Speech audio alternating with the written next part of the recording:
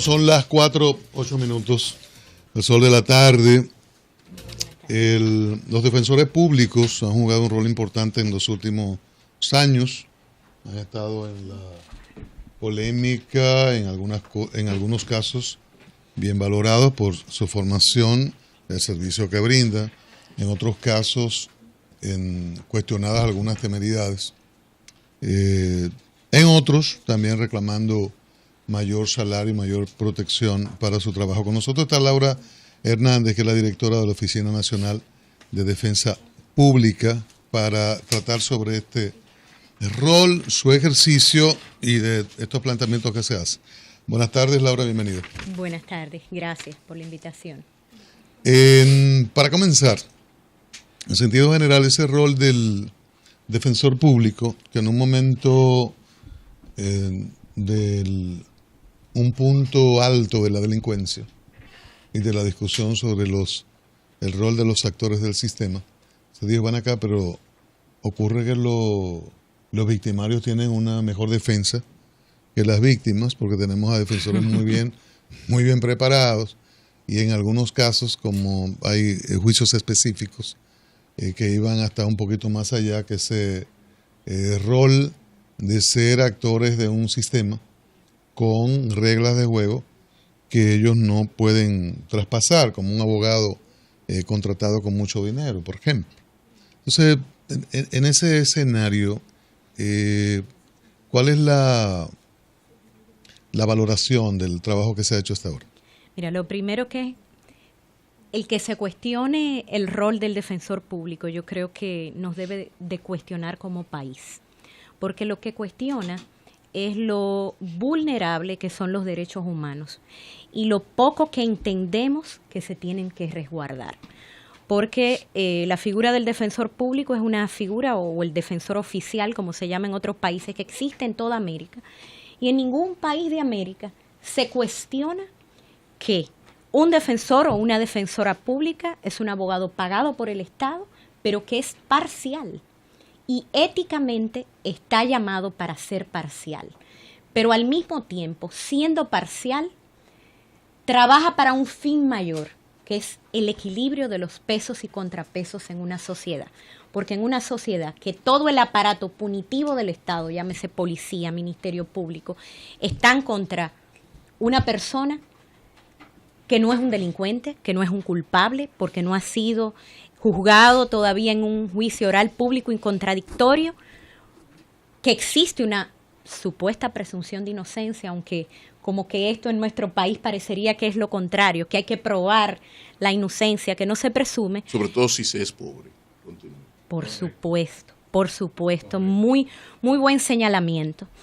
Y no que estamos tratando con ciudadanos de nuestro país o incluso extranjeros que el Estado que los persigue les tiene que garantizar sus derechos. Y que lo que hace el defensor público va a ser tan aguerrido, debe de estar tan preparado o mejor que cualquier abogado privado de la oficina más cara de nuestro país. Porque ¿por qué consideramos que alguien con recursos debe de estar bien defendido y alguien que accesa a la defensa pública debe un defensor público no hacer lo mismo que o sea, ni siquiera entiendo por qué está en tela de juicio, algo que en ningún país del mundo se pone en tela de juicio? Doctora, ¿se conocen historias publicadas en medios de comunicación de situaciones dramáticas de presos preventivos que han permanecido, por ejemplo, en prisión durante mucho tiempo y que no logran una plataforma, por ejemplo, de soporte legal para presentar su caso ante la justicia? Las acciones que se están llevando a este nivel, básicamente en el ámbito que usted representa, contemplan reforzar la atención a esos casos para reducir los niveles de justicia que entraña la no aplicación de la justicia oportunamente. Mira, nosotros, por ejemplo, desde la Defensa Pública, semanalmente, en todas las oficinas de defensa del país, se visitan primero destacamentos policiales a los fines de poder allí encontrar, como muchas veces se encuentran, personas que tienen varios días guardando prisión, por encima del plazo de las 24 horas que prevé el Código Procesal Penal o del 48 horas que plantea la Constitución. Y además visitamos semanalmente los recintos carcelarios. Pero nosotros, por ejemplo, el año pasado llevamos el 82% de los casos penales. Te habla que los estamos cubriendo. Ahora, a pesar de eso, uno siempre vive encontrando situaciones penosas en que se han vulnerado todos los derechos humanos a una persona y sobre todo, como han bien señalado ustedes, por su condición de pobreza. Usted personalmente ha sido cuestionada por el doctor Negro Veras y por Jordi Veras en relación al proceso que se sigue con el intento de asesinato de Jordi Veras y el rol que ha jugado la Defensoría Pública como abogados de Adriano Román, quien entiendo es pariente suyo. Ellos han cuestionado la labor de la Defensoría Pública y personalmente la han responsabilizado a usted de retrasos en el conocimiento del caso. Mira, lo primero que ningún servidor público debería tener que defenderse de cualquier lazo de familiaridad. Ya yo he hablado de esto, vuelvo a hablar. Primero, esta persona es hermano de padre de mi abuelo, que murió cuando mi mamá tenía 14 años y era la hermano de padre de su abuelo. Hermano de su abuelo. Exacto, de padre, que yo no conocía a mi abuelo porque mi abuelo murió cuando mi mamá era la mayor, tenía 14 años. Además de todo, es muy conocido en Santiago que mi rama de la familia, que mi abuela quedó viuda, ha sido muy perjudicada económicamente por esta persona. Sin embargo, fíjense, estoy cuestionada por algo que lo mejor en términos personales para mí pudiera ser, si yo fuera una servidora pública corrupta, primero no tendría que defensor ponerle, porque ponerle un defensor malo no tengo, gracias a Dios, todos están bien formados, pero lo ideal sería ponerle o decirle algo, no haga su trabajo, hágalo mal. Sin embargo, siempre, no solo Adriano Román, todos, que fue por pedimento del tribunal y que don Negro Veras, cuando la defensa dictó una instrucción general de que solo por la sobrecarga de trabajo solo podíamos atender a personas sin recursos económicos, entonces se quejó porque no estábamos. Ahora, siempre aclaro lo siguiente, a don Negro Veras yo no lo juzgo porque él aquí no interviene como abogado, sino como el padre de una víctima. Los abogados podemos estar fríos, en este caso él no puede estar frío porque es el papá de una víctima. Ahora bien, lo que no entiendo es que se diga y se señale que la defensa pública es la culpable del retraso en este proceso, porque también he dicho muchas veces que en este caso hubo unos 27, 28 reenvíos, de los cuales 4 fueron a cargo de la defensa pública. Uno, investigado por un pedimento de un defensor, que no es costumbre de la defensa pública, por el que fue suspendido, investigado. 3, como consecuencia de un plazo para estudiar el expediente, porque recién lo abandonaba un abogado privado, el tribunal quería que la defensa pública interviniera inmediatamente y evidentemente la ley prevé un plazo, porque mal podría una persona intervenir sin estudiarse el expediente. Sin embargo, todos los 20 y pico fueron a cargo de abogados privados.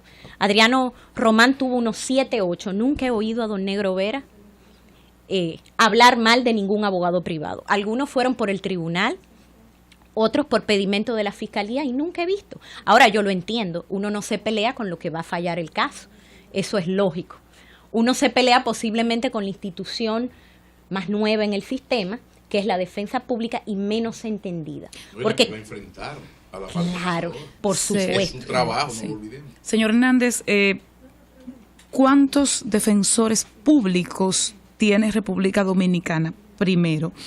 Segundo, hay una propuesta que ya usted nos informará entonces hasta qué punto es propuesta o ya es una práctica, de que haya defensoría pública no solo para el acusado, sino una especie de, digo yo, de acusación pública o de acusoría pública para quien acusa que es víctima en primer nivel. ¿En qué está eso? ¿Existe esa posibilidad de que hayan abogados pagados por el Estado dispuestos para defender al imputado, pero también para llevar una acusación? Mira, lo primero, nosotros tenemos apenas 134 defensores públicos de carrera. Para todo el país. Para todo el país. Unos 40 más abogados de oficio adscritos a tiempo parcial, lo que resultan insuficientes. Nos enfrentamos contra unos entre 700 y 800 fiscales. Llevamos el 82% el año pasado de todos los procesos penales del país. Imagínate la sobrecarga de trabajo. Eso contesto la primera parte de tu pregunta. Y con relación a la segunda, en toda Iberoamérica existe la defensa pública, no solo es defensa de imputado, evidentemente el derecho de defensa hay que separar, distinguir, solo asiste a los imputados, que es el que corre el peligro de guardar prisión y es el que los tratados internacionales protegen. Sin embargo, se ha visto en la mayoría de los países, y así habla las 100 reglas de Brasilia, que los grupos vulnerables no tienen verdadero acceso a la justicia. O sea que usted no accesa a los tribunales, no es cierto, si no tiene un técnico capacitado al lado. Por tanto, en muchos otros países como Brasil, Argentina, Guatemala, Uruguay, Paraguay, por ponerte algunos ejemplos, existe asistencia legal gratuita que brinda la misma defensa pública institucional a víctimas, pero también en otras materias, en materia laboral, en materia de tierra. Alguien quiere reclamar un terreno que era de su abuelo, lo que sea. ¿Cómo lo hace si no tienes recursos económicos para pagar un abogado? Y entonces aquí, ¿cuál es la experiencia? Nuestra experiencia es que hasta ahora no lo tenemos. La Constitución lo permitiría porque abre la asistencia legal gratuita y dice que se brindará desde el Estado. Y qué mejor que lo brinde la defensa pública. Y nosotros el año pasado sometimos una propuesta al Poder Ejecutivo. Lo que falta es voluntad política y recursos, pero nosotros estaríamos totalmente preparados para asumirlo. Y de hecho, una de las quejas, cuando yo estoy buscando presupuesto en el Congreso, me dice que son muy buenos, pero solo defienden a los imputados y las víctimas. Sí. Y yo digo, pero entonces está en sus manos que también las víctimas y en otras materias la defensa pública puede intervenir. No es así que le dicen, nada más defienden delincuentes.